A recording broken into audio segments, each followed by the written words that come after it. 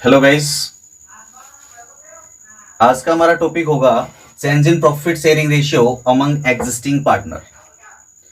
तो last video में हमने डिस्कस किया था रिकॉन्स्टिट्यूशन ऑफ पार्टनरशिप फर्म, और आपको ध्यान होगा लास्ट वीडियो में हमने आपको बताया था कि रिकॉन्स्टिट्यूशन ऑफ पार्टनरशिप फर्म का मीनिंग होता है कि जब पार्टनरशिप एग्रीमेंट में कोई भी चेंजमेंट आता है तो उसे हम कहते हैं रिकॉन्स्टिट्यूशन ऑफ पार्टनरशिप फर्म।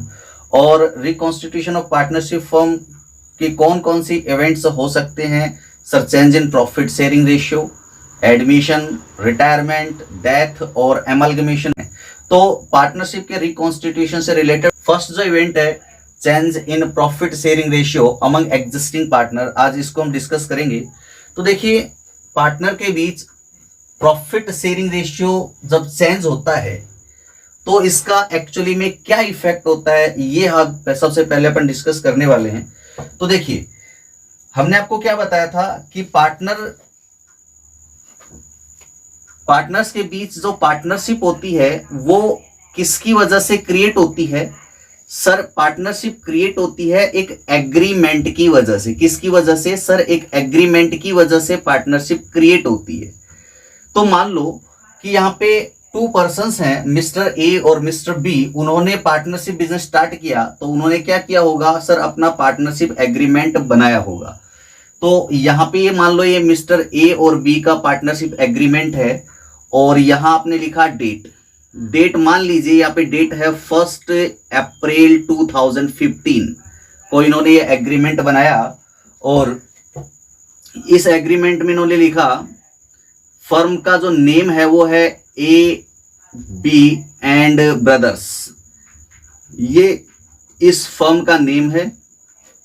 अब इस फर्म में पार्टनर कौन कौन है सर? पार्टनर है mister A, name of partner, name of partner है मिस्टर ए, और ये इनका जो एड्रेस है मिस्टर ए का वो है, मान लीजिए ये है सीकर से, from Sikar.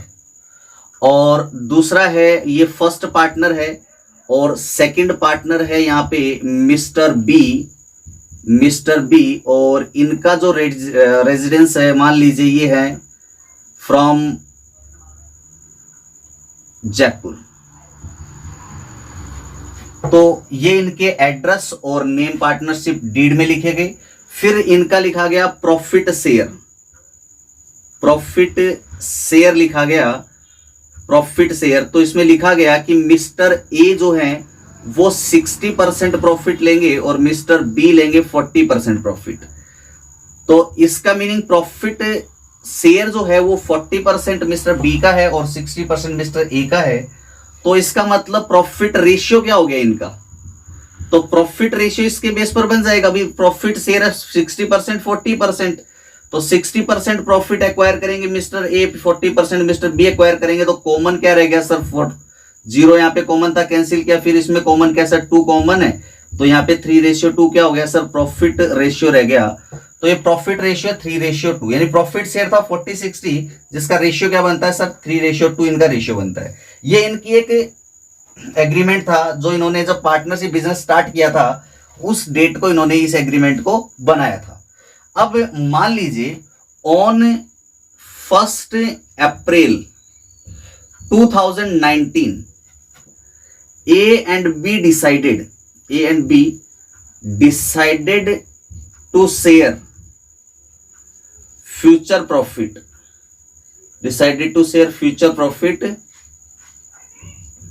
In equal ratio. 1 April 2019 को ए और बी ने डिसाइड किया कि जो प्रॉफिट शेयर अब तक क्या था, 60% प्रॉफिट मिल रहा था ए को, 40% प्रॉफिट मिल रहा था बी को। इसका मीनिंग प्रॉफिट शेयरिंग रेशियो था 3:2। तो अब इन्होंने 1 अप्रैल 15 से तो ये बिजनेस स्टार्ट किया था, 15 से अब तक ये चला आ रहा था एग्रीमेंट। तो इन फ्यूचर 1 अप्रैल 19 के बाद से ये जो प्रॉफिट को शेयर करेंगे इक्वल प्रोपोर्शन में शेयर करेंगे। तो यहाँ पे अब ये इस डेट से जब प्रॉफिट इक्वल डिस्ट्रीब्यूट करना है तो क्या यहां पे अपन इसको कैंसिल करके 50-50% लिख दें और यहां पे इसको इक्वल कर दे 1:1, क्या इस एग्रीमेंट में ऐसे काट के सही कर सकते हैं? बिल्कुल नहीं कर सकते। क्यों नहीं कर सकते?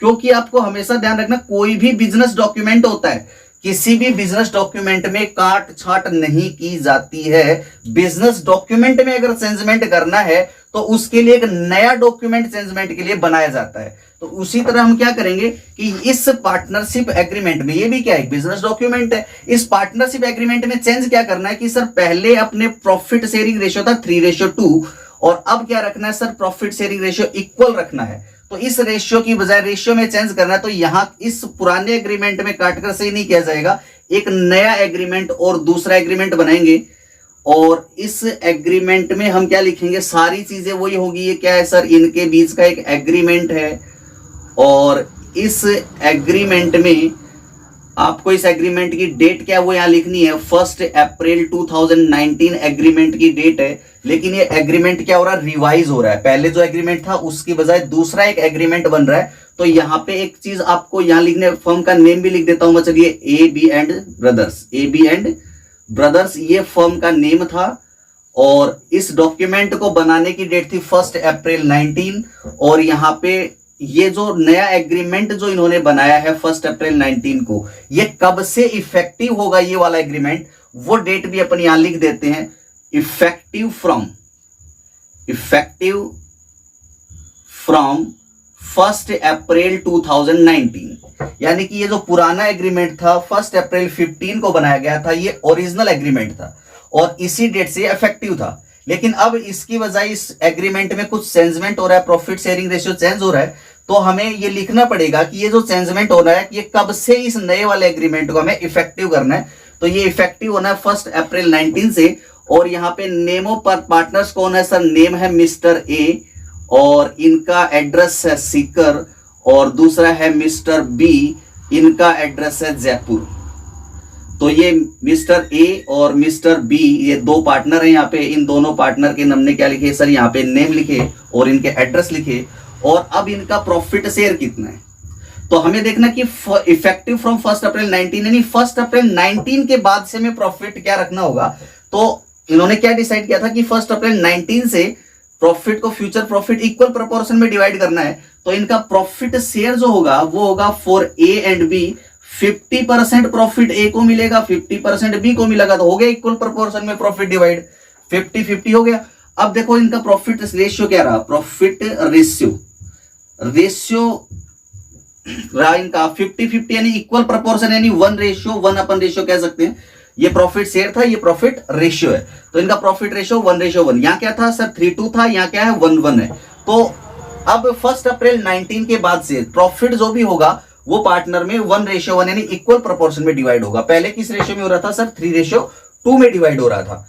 तो यहां पे हमने क्या किया कि जब भी हमने ये डिसाइड किया कि भाई पार्टनर्स अपने प्रॉफिट शेयर में कुछ चेंजमेंट करेंगे, तो उस चेंजमेंट को करने के लिए हमने पुरानी डीड जो थी, पुराना एग्रीमेंट था, पुरानी पार्टनरशिप डीड, जो एग्रीमेंट होता है पार्टनर्स के बीच, उससे क्या बोलते हैं, पार्टनरशिप डीड कहते हैं। ये बात आप पीछे पढ़ चुके हैं, इसे पार्टनरशिप डीड कहा जाता है।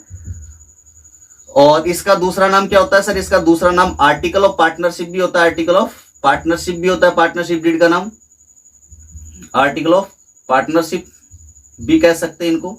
तो हमने क्या किया कि सर जब हमने डिसाइड किया कि भाई प्रॉफिट शेयर चेंज होगा, तो हमने पुराना जो एग्रीमेंट था, पुरानी पार्टनरशिप डीड थी, उसमें हमने कुछ भी चेंजमेंट नहीं किया। हमने क्या किया, एक नया एग्रीमेंट यानी एक नई पार्टनरशिप डीड बनाई और उस नई पार्टनरशिप डीड में हमने लिखा कि ये नई वाली पार्टनरशिप डीड इफेक्टिव कब से होगी और अब से प्रॉफिट शेयरिंग रेशियो क्या होगा, ये हमने नई वाली डीड में लिखा। इसका मतलब ये वाली नई वाली जो डीड है ये इस डेट से क्या होगी सर, एग्जिस्टेंस में आ गई 1 अप्रैल 19 से। तो जैसे ही ये नई वाली डीड एग्जिस्टेंस में आएगी 1 अप्रैल 19 से, वैसे ही पुरानी वाली जो डीड है वो क्या हो जाएगी, एंड हो जाएगी। तो इसका मीनिंग ये हुआ कि जब भी पार्टनर के बीच प्रॉफिट शेयरिंग रेशियो चेंज होता है तो पुरानी डीड क्या हो जाती है, पुराना जो एग्रीमेंट होता है वो क्या हो जाता है, एंड हो जाता है और एक जो नया एग्रीमेंट है वो एग्जिस्टेंस में आ जाता है। इसी को हम क्या बोलते हैं सर, इसी को कहते हैं रिकॉन्स्टिट्यूशन ऑफ पार्टनरशिप। कहते हैं कि पुरानी डीड में चेंजमेंट हुआ और एक नई डीड बनी, उसे रिकॉन्स्टिट्यूशन ऑफ पार्टनरशिप हम कहते हैं। तो देखिए अपन यहां पे क्या लिखेंगे, अपन यहां लिखेंगे इसके बारे में, ये क्या था sir? Change in profit sharing ratio था। तो फर्स्ट पॉइंट मैं लिख रहा हूं आपके लिए, change in profit sharing ratio. जब भी प्रॉफिट शेयरिंग रेशियो चेंज होता है तो इसका मीनिंग क्या होता है कि सर पार्टनर का जो पार्टनरशिप फर्म थी, वो पार्टनरशिप फर्म का क्या हो गया सर? रिकॉन्स्टिट्यूशन हो गया। तो इसको मैं रफ कर दे रहा हूं, आपको आई थिंक ये बात समझ में आ गई होगी। तो लीड्स टू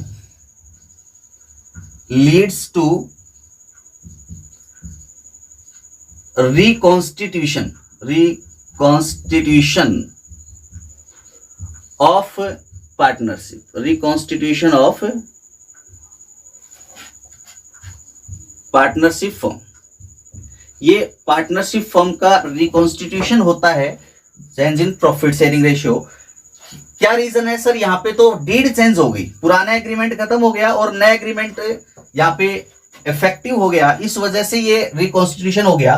तो लिखोगे आप यहाँ पे क्यों हुआ ऐसा सर? क्यों हुआ ऐसा? Because in such a case क्या हुआ सर? इस केस में द एग्जिस्टिंग पार्टनरशिप एग्रीमेंट, जो एग्जिस्टिंग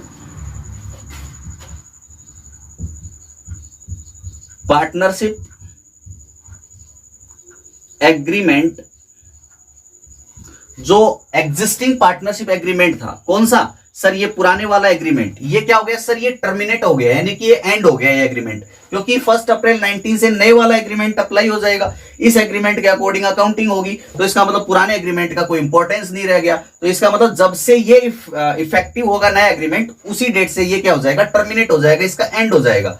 तो आप लिखोगे यहाँ पे टर्मिनेट्स। ये क्या हो जाता है सर? टर्मिनेट हो जाता है, टर्मिनेट्स। इसको हम क्या कर देते हैं सर? इसको हम टर्मिनेट कर देते हैं और इसकी जगह पे एंड न्यू पार्टनरशिप एग्रीमेंट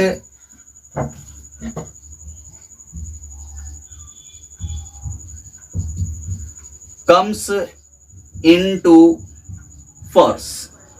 एक नया एग्रीमेंट एग्जिस्टेंस में आ जाता है और पुराना एग्रीमेंट यहाँ पे क्या हो जाता है? एंड हो जाता है। जैसे ये एंड हो गया और यहां से ये एग्जिस्टेंस में आ जाता है। तो आप क्या कहोगे sir? Change in profit sharing ratio का मीनिंग होता है कि ये एक रिकॉन्स्टिट्यूशन ऑफ पार्टनरशिप फर्म की सिचुएशन है, जहां पे पुराना एग्रीमेंट क्या होता है? एंड होता है और एक नया एग्रीमेंट यहां से स्टार्ट हो जाता है। तो चलिए, जब यहां पे पार्टनरशिप फर्म का रिकॉन्स्टिट्यूशन हो रहा है तो सर क्या यहाँ पे अकाउंटिंग एडजस्टमेंट भी होंगे? कुछ बिल्कुल होंगे अकाउंटिंग एडजस्टमेंट। तो कौन कौन से अकाउंटिंग एडजस्टमेंट यहाँ पे होते हैं? तो लिखो आप यहाँ पे, सेकंड पॉइंट हम लिखेंगे यहाँ पे, एडजस्टमेंट रिक्वायर्ड। क्या चीज लिखना है सर? अकाउंटिंग एडजस्टमेंट कौन से होंगे? Accounting adjustment. तो कौन कौन से अकाउंटिंग एडजस्टमेंट रिक्वायर्ड होंगे जब प्रॉफिट शेयरिंग रेशियो चेंज होता है पार्टनर्स के बीच? तो फर्स्ट एडजस्टमेंट लिखोगे आप, डिटर्मिनेशन। क्या चीज sir? Determination of sacrifice ratio. कौन सा ratio sir? Sacrifice ratio and gaining ratio. Determination of sacrificing ratio and gaining ratio. Second adjustment is accounting for goodwill and third adjustment accounting for revaluation of assets and reassessment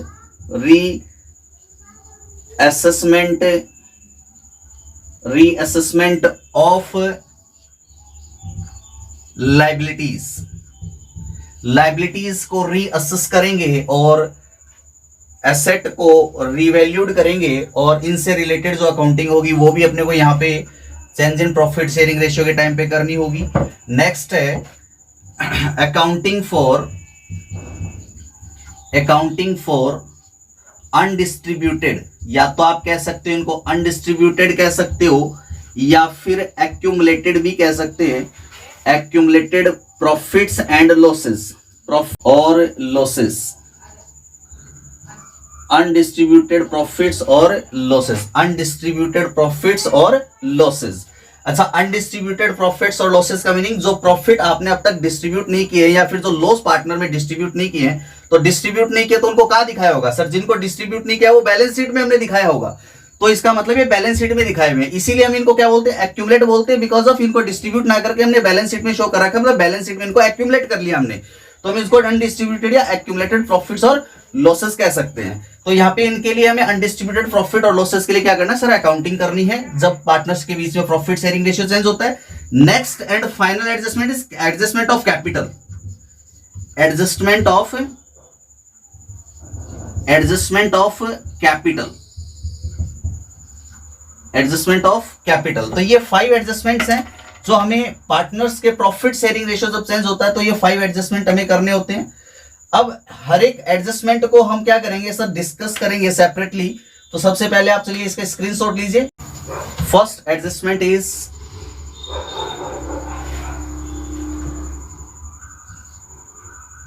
determination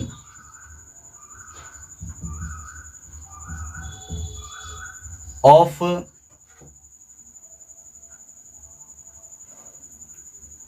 sacrifice ratio and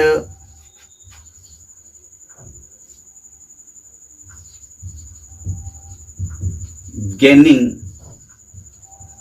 ratio, sacrifice ratio and gaining ratio को कैसे determine करते हैं इस पे आज अब हम discuss करने वाले हैं। तो देखिए, हम सैक्रिफाइस और गेनिंग रेशियो को डिस्कस करें उससे पहले ये पता होना चाहिए कि सर सैक्रिफाइस रेशियो क्या होता है और गेनिंग रेशियो क्या होता है। इसके बाद हम सीखेंगे कि इनको कैसे डिटरमाइन करते हैं। तो फर्स्ट है अपना सैक्रिफाइस रेशियो। तो sacrifice ratio, sacrifice ratio. Sir what is the meaning of sacrifice ratio?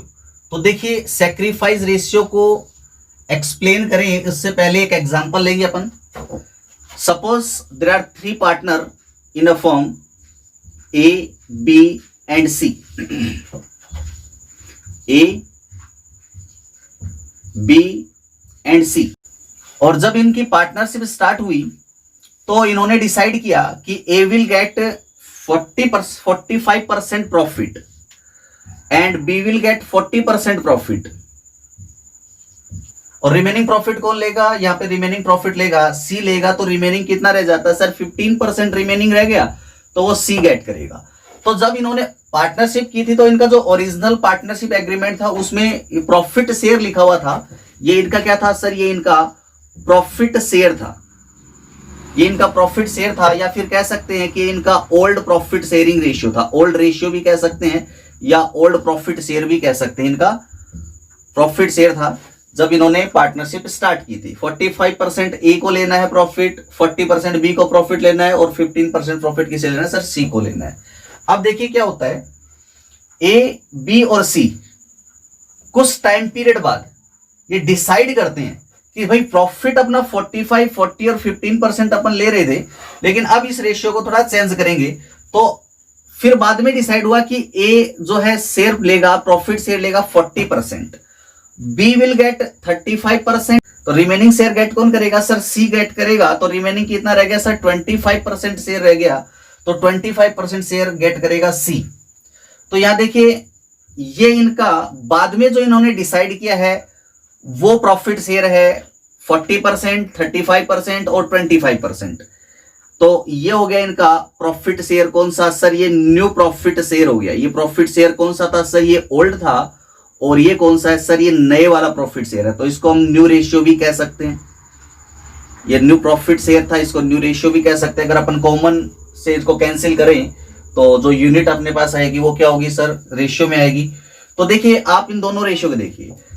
Partnership agreement में चेंजमेंट होने से पहले इनका प्रॉफिट शेयरिंग रेशियो था 45% प्रॉफिट ए ले रहा था, 40% प्रॉफिट कौन ले रहा था सर? बी ले रहा था, और 15% प्रॉफिट कौन ले रहा था सर? सी ले रहा था। अब इसके बाद हमने क्या किया, इन्होंने पार्टनरशिप एग्रीमेंट में चेंजमेंट किया और चेंजमेंट करके इन्होंने लिखा कि इन फ्यूचर बी कितना प्रॉफिट लेगा सर? 40% प्रॉफिट लेगा, सॉरी ए 40% लेगा और बी 35% प्रॉफिट लेगा, और सी कितना प्रॉफिट लेगा सर? सी लेगा 25% प्रॉफिट। तो ये इनका ओल्ड प्रॉफिट शेयर था और ये इनका न्यू प्रॉफिट शेयर है। अब दोनों को ध्यान से देखते हैं। ए को देखिए, ए का पहले प्रॉफिट शेयर कितना था सर? 45%। और अब कितना प्रॉफिट शेयर मिलेगा उसे फ्यूचर में सर? 40%। यानी कि यहां पे इसका जो ओल्ड रेशियो था that was greater than new ratio, यानी old profit sharing ratio of a was greater than new ratio. यानी ओल्ड तो 45 मिल रहा था, अब एग्रीमेंट में चेंजमेंट करने के बाद इसे सिर्फ 40% मिलेगा, तो अब तो इसका कम हो गया शेयर। उसी तरह अपन बी को भी देखते हैं। बी का शेयर कितना था सर? 40 मिल रहा था चेंजमेंट से पहले, और एग्रीमेंट चेंज हो गया उसके बाद कितना प्रॉफिट मिल रहा है सर? 35% मिल रहा है। तो यहां भी इनका ओल्ड रेशियो क्या था सर? ग्रेटर देन था न्यू रेशियो से। तो old ratio is greater than new ratio, यहां भी यही कंडीशन आ रही है।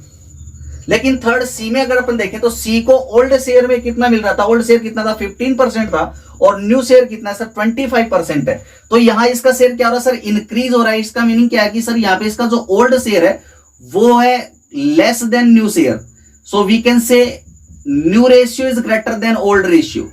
यहां पे इसका न्यू जो शेयर है वो ग्रेटर है किससे सर? ओल्ड से। तो यहां इसका अपोजिट है।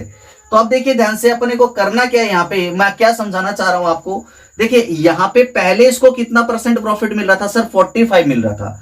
अब कितना मिल रहा है सर? इसको 40% प्रॉफिट मिल रहा है। इसका मीनिंग ये हुआ कि सर इसका जो प्रॉफिट शेयर है वो क्या हो रहा है? डिक्रीज हो रहा है। यानी 5% इसके प्रॉफिट में क्या हो गया सर? डिक्रीज हो गया। डिक्रीज होने का मतलब पहले ए 45 ले रहा था और अब ए एग्रीड है 40% प्रॉफिट लेने के लिए। इसका मीनिंग ए ने अपने 5% प्रॉफिट का क्या कर दिया? सरेंडर कर दिया। तो यहां पे ए ने क्या किया सर? इसने 45% पहले ले रहा था, उसमें से 40% अब लेने के लिए रेडी है। यानी कि इसने अपना 5% प्रॉफिट क्या कर दिया? सरेंडर कर दिया। इसने अपना 5% प्रॉफिट छोड़ दिया। अब दूसरा देखिए, इसको देखते अपन। बी को पहले कितना मिल रहा था सर? 40% पहले मिल रहा था। अब कितना मिल रहा है सर? अब इसको 35% ही मिलेगा। ये रेडी है कि भी 35% लेने के लिए तैयार है। तो इसके भी डिक्रीज हो रहा है। कितना से डिक्रीज हो रहा है सर? 5% इसका से डिक्रीज हो रहा है। इसका मीनिंग पहले जब बी 40 ले रहा था, अब 35 ले रहा है, तो बी ने 5% का क्या कर दिया? अपने प्रॉफिट का सरेंडर कर दिया सर। इसने भी अपना 5% प्रॉफिट सरेंडर कर दिया। तो यहां सी को देखते हैं। सी को पहले कितना मिल रहा था सर? 15 मिल रहा था। अब इसको क्या मिल रहा है सर? 25% मिल रहा है। यानी कि अब जो 25% मिल रहा है वो इसका ज्यादा अमाउंट है। तो हम कह सकते हैं कि इसका अब जो मिल रहा है वो 25 है, पहले 15 मिल रहा था। इसका मतलब इसका शेयर इंक्रीज हो रहा है पहले से। पहले 15 था, अब 25 है, तो इसका तो शेयर इंक्रीज हो रहा है ना। कितना इंक्रीज हो रहा है सर? इसका 10% शेयर इंक्रीज हो रहा है। ये 10% इंक्रीज हुआ। तो इंक्रीज होने का मतलब इसने क्या किया सर? ये शेयर 10% शेयर एक्वायर किया है। इसने 10% शेयर एक्वायर किया है। किससे? या फिर इसको कह सकते हैं एक्वायर को गेन किया है। तो इसने 10% शेयर को गेन किया। किससे गेन किया? देखिए ए ने कितना सरेंडर किया सर? 5%। बी ने कितना सरेंडर किया सर? 5%। तो दोनों ने मिलकर कितना सरेंडर किया? ए प्लस बी, दोनों का सरेंडर कितना हुआ? ए प्लस बी का दोनों का मिलकर सरेंडर हुआ है sir 5% plus 5% equal to 10% surrender किया दोनों ने मिलकर। और वही 10% गेन कौन कर रहा है सर? यहाँ पे सी वही 10% गेन कर रहा है। यानी इन दोनों ने जो सरेंडर किया शेयर, उतना ही शेयर कौन गेन कर रहा है सर? यहाँ पे सी गेन कर रहा है। तो एक बात ध्यान से देखिए, यहाँ पे ए ने सरेंडर किया, बी ने भी कुछ शेयर सरेंडर किया। तो इन दोनों ने जितना जितना शेयर सरेंडर किया है और सरेंडर करने के बाद वो शेयर मिला किसे? सी को मिला है। तो हम यो कह सकते हैं कि जो ए और बी ने जो सरेंडर किया है अपना 5% और 5% प्रॉफिट, ये ए और बी के लिए क्या है? सैक्रिफाइस है। ये 5% और 5% प्रॉफिट ए और बी ने जो सरेंडर किया है, ये ए और बी के लिए क्या था? ये सैक्रिफाइस था। ठीक है। और यहां पे बी ने जो 10% शेयर एक्वायर किया है, ये सॉरी सी ने जो 10% शेयर एक्वायर किया, ये सी के लिए क्या था सर? ये सी के लिए था गेन था। इतनी बात आई थिंक आपको समझ में आ गई। तो सर यहाँ पे सैक्रिफाइस का मीनिंग क्या होता है कि जब कोई पार्टनर अपना प्रॉफिट शेयर किसी अदर पार्टनर के फेवर में सरेंडर कर देता है तो उसे क्या बोलते हैं? सैक्रिफाइस बोलते हैं। जब कोई पार्टनर अपना प्रॉफिट शेयर अदर पार्टनर के फेवर में सरेंडर कर देता है तो उसे क्या बोलते हैं सर? सैक्रिफाइस बोलते हैं।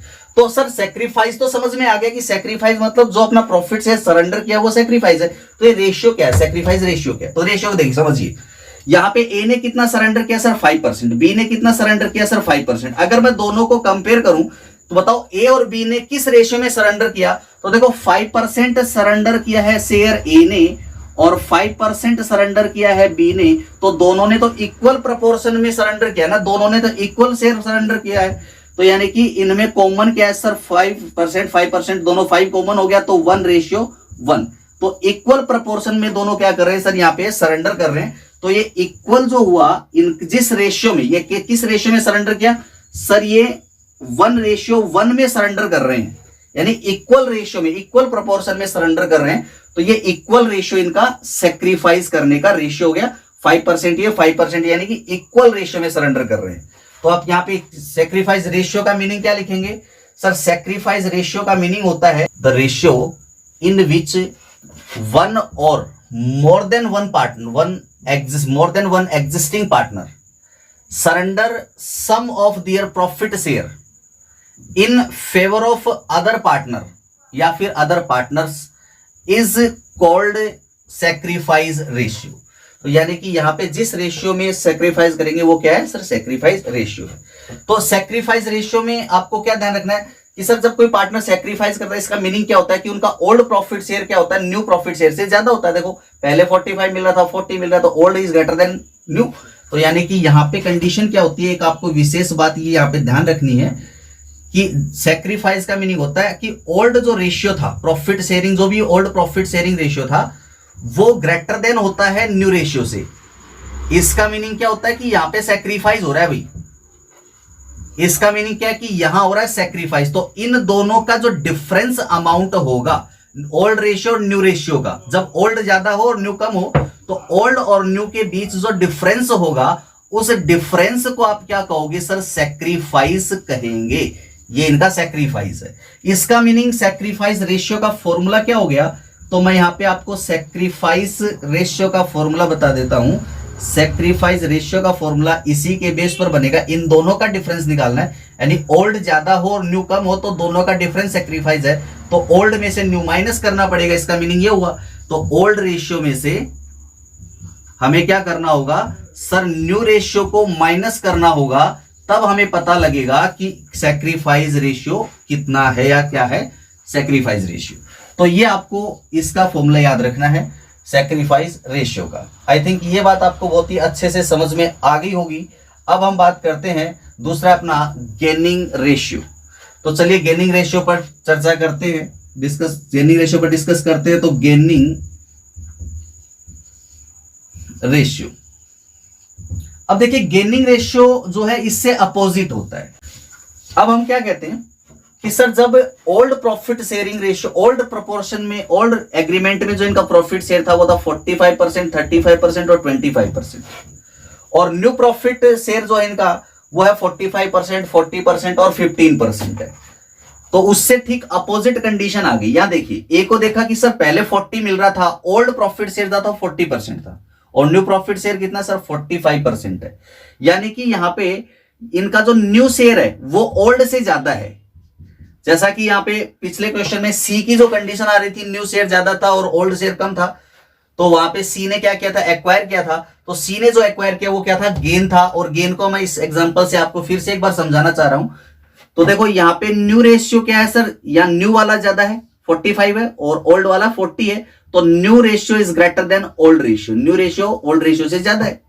यहां इसको देखो, इसका न्यू रेशियो, न्यू प्रोपोर्शन है 40% और इसका न्यू शेयर कितना है, ओल्ड शेयर कितना था 35, यानी कि यहां भी new proportion is greater than old proportion, यानी ओल्ड रेशियो से ज्यादा है न्यू रेशियो। लेकिन यहां सी को देखते हैं, तो सी का पहले मिल रहा था सी को 25% प्रॉफिट, अब कितना मिल रहा है सर, अब तो इससे को 15% प्रॉफिट मिल रहा है, मतलब इसका प्रॉफिट से डिक्रीज हो गया। यानी कि यहां पे क्या था sir, old share was greater than new share, तो old ratio was greater than new ratio. तो यहां पे ये कंडीशंस आ रही हैं, यानी कि पहले ए को कितना मिल रहा था सर, 40% मिल रहा था, और अब न्यू प्रॉफिट कितना है ए का सर 45% है। यानी यहां ए का प्रॉफिट क्या हो रहा है सर, इंक्रीज हो रहा है। कितना इंक्रीज हो रहा है, पहले मिल रहा था 45, अब पहले मिल रहा था 40 और अब मिल रहा है 45, यानी कि इसका प्रॉफिट जो है 5% इंक्रीज हो गया सर। तो ये जो 5% यहाँ पे इसका प्रॉफिट शेयर क्या हो रहा है, इंक्रीज हो रहा है। इंक्रीज होने का मतलब इसने ये 5% शेयर क्या किया, गेन किया। यहाँ पे ये 5% शेयर इसने एक्वायर किया है। चलिए इसको दूसरा तरफ से देखते हैं, बी को देखते हैं। बी का पहले कितना था सर, पहले 35 था और अब कितना है सर, न्यू रेशियो में इसका 40% है। तो यहां पे इसने भी क्या किया सर, 5% इसका प्रॉफिट शेयर भी इंक्रीज हुआ। पहले 35 से 40 हो गया, यानी इसका प्रॉफिट शेयर इंक्रीज हो जाता है। जब इसका प्रॉफिट शेयर इंक्रीज हो गया, तो जब प्रॉफिट शेयर इंक्रीज होता है इसका मीनिंग क्या किया, इसने गेन किया है सर। पहले 35 था, 40 है, इसका मतलब 5% इसने गेन कर लिया, यानी एक्वायर कर लिया प्रॉफिट शेयर। अब देखिए सी को देखते हैं, तो सी का क्या था सर, पहले 25 मिल रहा था, अब इसको 15 मिल रहा है, मतलब इसने 25 माइनस 15, अब इसने 10% प्रॉफिट क्या किया सर, सरेंडर किया है। इसने सरेंडर किया क्योंकि इसका शेयर क्या हो रहा है, डिक्रीज हो रहा है। तो डिक्रीज होने का मीनिंग क्या हुआ, सेक्रीफाइस किया, और इनका इंक्रीज होने का मीनिंग क्या हुआ, गेन किया है। तो गेन का मीनिंग क्या हुआ, गेन का मीनिंग कि जहां पे जब न्यू रेशियो ज्यादा आ रहा है, पहले कम मिल रहा था अब ज्यादा मिल रहा है, इसका मीनिंग पार्टनर ने क्या किया सर, गेन किया है। और गेन कहां से कर रहे हैं, किससे गेन कर रहे हैं, देखो ए और बी ने कितना गेन किया सर, ए और बी ने टोटल 5 + 5 = 10% का गेन किया ए और बी ने। और ये 10% जो ए और बी ने मिलकर गेन किया है, ये किसने दिया इन दोनों को, देखो उधर देखो सी को देखो, सी ने 10% का सरेंडर किया था। तो सी ने जो 10% का सरेंडर किया था, इसको किसने एक्वायर किया, 5% एक्वायर किया ए ने और 5% एक्वायर किया था बी ने। तो इस तरह ये सरेंडर, सी ने जो सरेंडर किया है वो किसके फेवर में किया, ए और बी के फेवर में सरेंडर किया। 5% ए को दिया और 5% बी को दिया। तो इसका मतलब गेन का मीनिंग क्या हुआ, गेन का मीनिंग ये हुआ कि जब कोई पार्टनर अदर पार्टनर से प्रॉफिट शेयर एक्वायर करता है, तो उसे हम क्या बोलते हैं, गेन कर कहते हैं। तो इन्होंने ए और बी ने प्रॉफिट शेयर एक्वायर किया था सी से, ए और बी ने 5% और 5% प्रॉफिट सी से एक्वायर किया था। तो ये ए और बी के लिए क्या हो गया सर, ये गेन हो गया ए और बी के लिए। ये क्या हो गया सर, ए और बी के लिए गेन हो गया। 5% प्रॉफिट ए के लिए गेन हुआ है और 5% ही बी के लिए गेन हुआ है। लेकिन ये गेन किस प्रपोर्शन में किया गया, किस रेशियो में किया, देखो ए और बी ने दोनों ने 5% गेन किया है, इसका मतलब दोनों ने इक्वल प्रपोर्शन में गेन किया। तो ये इक्वल प्रपोर्शन में गेन किया, तो ये क्या है, गेन का रेशियो हो जाता है। ये गेन का रेशियो, यानी किस प्रपोर्शन में किया, जिस प्रपोर्शन में गेन किया वो प्रपोर्शन क्या, गेन रेशियो है। और जितना गेन किया था वो 5% और 5% था। तो इसका मीनिंग सर आप क्या कहना चाहते हो, गेन का मीनिंग क्या है, गेन का मीनिंग है जब कोई पार्टनर प्रॉफिट शेयर किसी अदर पार्टनर से एक्वायर करता है तो उसे गेन कहते हैं। और जिस रेशियो में पार्टनर एक्वायर करते हैं प्रॉफिट शेयर, उसे हम गेन रेशियो कहते हैं। तो आप लिखेंगे मेरे साथ यहाँ पे, द रेशियो इन विच, क्या लिखना है सर, द रेशियो, यहां लिखोगे आप द रेशियो इन विच, वो रेशियो, कौन सा ratio, in which one or more, in which one or more partner, one or more partner gain, gain means acquire करना, एक्वायर करना, गेन का मीनिंग सर एक्वायर करना होता है। यहाँ पे वो कुछ हिस्सा ले रहे हैं, दे कुछ नहीं रहे किसी को भी। Acquire some share of profit, कुछ प्रॉफिट का शेयर एक्वायर करते हैं। जैसे ए और बी 5% और 5% प्रॉफिट एक्वायर कर रहे हैं, किससे कर रहे हैं, सी से कर रहे हैं। तो फ्रॉम अदर पार्टनर, फ्रॉम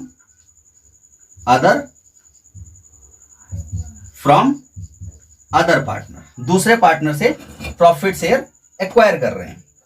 तो इसे हम क्या कहेंगे, is called gain, gaining ratio. तो वो रेशियो जिसमें पार्टनर कुछ प्रॉफिट शेयर एक्वायर करते हैं अदर पार्टनर से, उस रेशियो को हम क्या कहते हैं सर, गेनिंग रेशियो कहते हैं। और गेनिंग रेशियो में कंडीशन क्या थी गेन की सर, न्यू जो प्रोपोर्शन है प्रॉफिट का शेयर है वो ग्रेटर होता है किससे, ओल्ड शेयर से ग्रेटर होता है।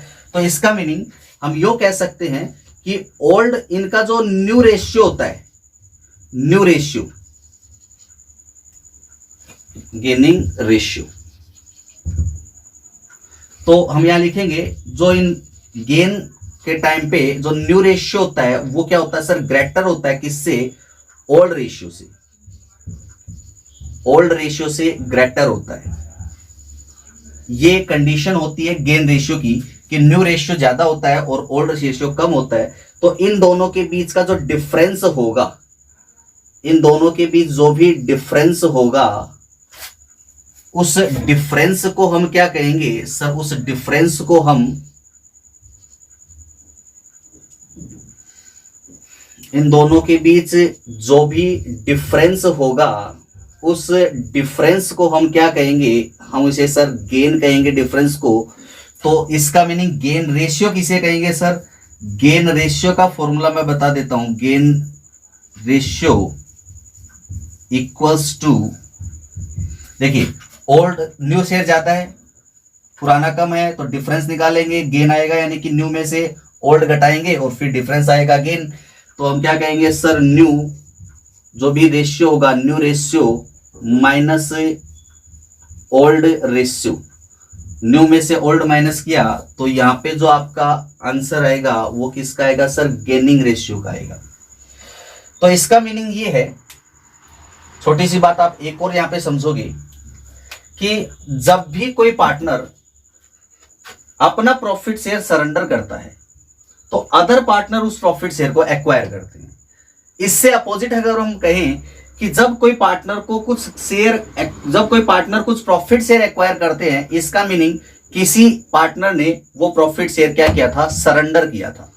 तो जब एक सरेंडर करेगा तो दूसरा एक्वायर करेगा, दूसरे के एक्वायर करने का मीनिंग है किसी न किसी ने तो यहां पे सरेंडर किया होगा। तो इसका मीनिंग ये है कि हमेशा ध्यान रखेंगे कि सैक्रिफाइस रेशियो और गेनिंग रेशियो दोनों एक दूसरे के क्या होते हैं सर, अपोजिट होते हैं। ये दोनों एक दूसरे के लिए क्या होते हैं सर, अपोजिट होते हैं। तो इस अपोजिट होने का मीनिंग क्या है, अपोजिट होने का मीनिंग है कि सर आपने अगर गेन सैक्रिफाइस रेशियो कैलकुलेट किया मान लो, और सैक्रिफाइस रेशियो का जो आंसर है वो पॉजिटिव आया, तो इसका मीनिंग वो सैक्रिफाइस ही है, कोई दिक्कत नहीं है। लेकिन अगर इस सैक्रिफाइस रेशियो का आंसर नेगेटिव आ गया, तो नेगेटिव आ गया इसका मीनिंग इसने सैक्रिफाइस नहीं किया, ये अपोजिट में चला गया। यानी सैक्रिफाइस का अपोजिट क्या सर, गेन होता है। तो सैक्रिफाइस रेशियो का आंसर नेगेटिव आने का मीनिंग हो गया कि सर इसने क्या कर लिया, गेन किया है, ना कि सैक्रिफाइस किया है। और इसी तरह अगर मैं यहाँ पे ये कहूं कि अगर कोई गेन करता है, कोई गेन रेशियो की हम कैलकुलेशन करते हैं, ये वाला फॉर्मूला पुटअप करते हैं, new ratio minus old ratio. तो गेन रेशियो का अगर फॉर्मूला पुटअप करते हैं और आंसर आ गया सर, प्लस में आंसर आ गया, तो प्लस में आंसर आ गया, इसका मीनिंग इसने क्या किया, गेन रेशियो का फॉर्मूला था, प्लस में आंसर आ रहा है, इसका मतलब इसने गेन ही किया है। लेकिन अगर इस गेन रेशियो का आंसर माइनस में आ गया तो इसका मीनिंग क्या हो गया सर, ये गेन रेशियो नेगेटिव हो गया, इसका मतलब ये अपोजिट में चला जाएगा। तो गेन का अपोजिट क्या है सर, सैक्रिफाइस होता है। तो इसका मतलब गेन रेशियो अपोजिट आने का मीनिंग हो गया कि सर इसने क्या किया, सैक्रिफाइस किया। तो ये बात आप ध्यान रखोगे। तो देखिए यहां तो अपने को प्रॉफिट शेयर हमने लिया था, तो हमें कोई दिक्कत नहीं हुई, हमने पहचान लिया था कि कितना जो है अपना प्रॉफिट शेयर जो 40%, 35% और 25% यहाँ पे 100% हो रहा है। तो परसेंट में टोटल 100 होता है, कोई प्रॉब्लम नहीं होती। लेकिन यही चीजें अगर अपने को रेशियो में देगा तो हम ये पहचान नहीं पाएंगे कि कौन सा शेयर ओल्ड शेयर ज्यादा है कि न्यू शेयर ज्यादा है, ये पहचान नहीं पाएंगे। तो इसके लिए हमें क्या करना पड़ेगा, एक फॉर्मूला चूज करना पड़ेगा, या तो गेन रेशियो का फॉर्मूला चूज करो या फिर इन सैक्रिफाइस रेशियो का फॉर्मूला चूज करो। तो आपने मान लो सैक्रिफाइस रेशियो का फॉर्मूला चूज किया, तो प्लस में अगर किसी का आंसर आ रहा है तो वो सैक्रिफाइस कर रहा है, और किसी का माइनस में आंसर आ रहा है सैक्रिफाइस का, तो वो क्या कर रहा है सर, गेन कर रहा है। इसके अपोजिट अगर आपने गेनिंग रेशियो का फॉर्मूला चूज किया है, तो गेनिंग रेशियो के फॉर्मूले में अगर किसी का प्लस में आंसर आया मतलब गेन किया है, और गेनिंग रेशियो का आंसर माइनस में आ रहा है मतलब उसने क्या किया, सैक्रिफाइस किया। तो इतनी बात आपको ध्यान रखनी है। आज के लिए बस हम इतना ही करते हैं, नेक्स्ट वीडियो में मिलेंगे, रेशियो से रिलेटेड न्यूमेरिकल क्वेश्चंस करेंगे। Thank you very much.